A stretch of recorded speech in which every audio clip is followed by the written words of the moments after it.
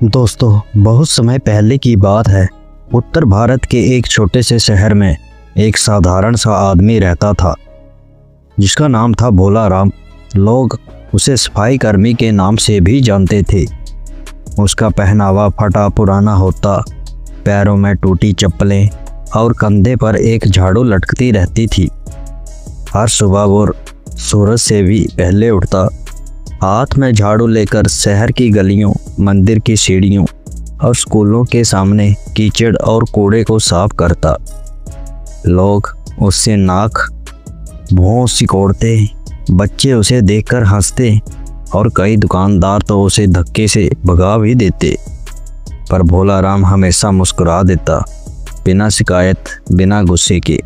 उसका कहना था, मैं शहर की नहीं, भगवान के रास्ते की सफाई करता हूँ।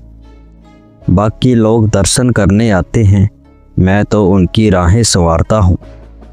मंदिर के मुख्य पुजारी अक्सर उसे ताना मारते थे, भोला राम तू रोज मंदिर की सीढ़ियाँ तो साफ करता है, लेकिन अंदर आकर भगवान को नमस्कार तक नहीं करता। ये कैसी भक्ति है। भोला राम बस मुस्कुराकर धीरे से कहता, महाराज मैं भगवान से मिलने नहीं आता, मैं तो चाहता हूँ कि बाकी लोग आराम से उनसे मिलने आए। भगवान को मेरी माला नहीं चाहिए, उन्हें मेरा काम ही दिखता है। कुछ महीनों बाद शहर में एक खतरनाक बीमारी फैल गई। स्कूल बंद हो गए, मंदिर सुन्ने हो गए, लोग दरवाजे बंद कर अपने अपने घरों में छिप गए। गलियां गंदगी से भरने लगी, नालियां जाम हो गई। शहर की चमकती सड़कें अब बदबू और डस्ट से सड़ने लगी। लेकिन उस वीराने में एक झाड़ू की आवाज़ हर सुबह गूंजती रही। वो था भोला राम। बिना किसी डर के, बिना किसी सुरक्षा के वह हर गली में जाकर सफाई करता। लोग खिड़कियों से झांक कर देखते और दबी जुबान में कहते, इस पागल को अपनी जान की कोई फिक्र नहीं है। पर भोला राम हर दिन कहता, जब मेरा शहर बीमार है तब मेरी ड्यूटी सबसे बड़ी पूजा है। एक रात की बात है, मंदिर के बाहर एक बूढ़ा आदमी बेहोश पड़ा था।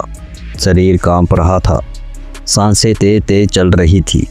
लोग डर के मारे उसे छूने से भी घबरा रहे थे। लेकिन भोला राम चुपचाप वहां आया, उसे अपने कंधे पर उठाया, पानी पिलाया और अपने छोटे से झोंपड़े में ले गया। 3 दिन तक उसने बूढ़े की सेवा की। कभी काढ़ा बनाया, कभी पंखा जलता और कभी अपने हिस्से का खाना भी उसे खिला देता। तीसरे दिन बूढ़ा ठीक हो गया। चलते समय वह भोला राम का हाथ पकड़कर बोला, बेटा लोग मंदिर में भगवान ढूंढते हैं, लेकिन तूने तो भगवान अपने झाड़ू में बांध रखा है। भोला राम चौंका, पर जब वो बूढ़ा मुड़ा तो उसकी आंखों में एक अजीब सी चमक थी। ऐसा लगा मानो भगवान ने खुद किसी साधारण शरीर में आकर दर्शन दे दिए हों। उस घटना के बाद नगर निगम ने भोला राम को शहर का रक्षक घोषित किया। स्कूलों में बच्चों को उसकी कहानी के बारे में सुनाया जाने लगा। मंदिर वालों ने भी उसका सम्मान किया और जिन गलियों ने कभी उसे नज़रअंदाज किया था, आज वहीं उसे फूलों से नवाजा गया। पर भोला राम अभी नहीं बदला। वो अब भी वैसे ही उठता है, उसी झाड़ू को कंधे पर रखता है और कहता है, अगर भगवान ने मुझे ये काम दिया है तो मैं इसे पूरे प्रेम से करूँगा। नेकी करने के लिए बड़ा पद नहीं, बड़ा दिल चाहिए।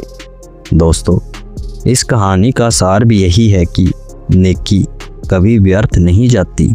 भगवान जब देखता है कि कोई इंसान निस्वार्थ भाव से दूसरों की सेवा कर रहा है तो वो खुद चलकर आता है, कभी बूढ़े की शक्ल में, कभी आशीर्वाद की तरह। और जब झाड़ू भगवान की मर्जी से चले तो गली नहीं, किस्मत साफ हो जाती है। दोस्तों, जैसा कि हर बार कहानी के अंत में कहता हूँ, अच्छे कर्म करिए, अपने बूढ़े माँ बाप की सेवा करिए। और ये कहानी अच्छी लगी तो वीडियो को लाइक करें, अपने परिवार दोस्तों के साथ शेयर करें और कमेंट करके ज़रूर बताएं कि कहानी कैसी लगी। और ऐसी ही और कहानियों के लिए इस चैनल को भी सब्सक्राइब करें। आपका समय शुभ रहे। धन्यवाद।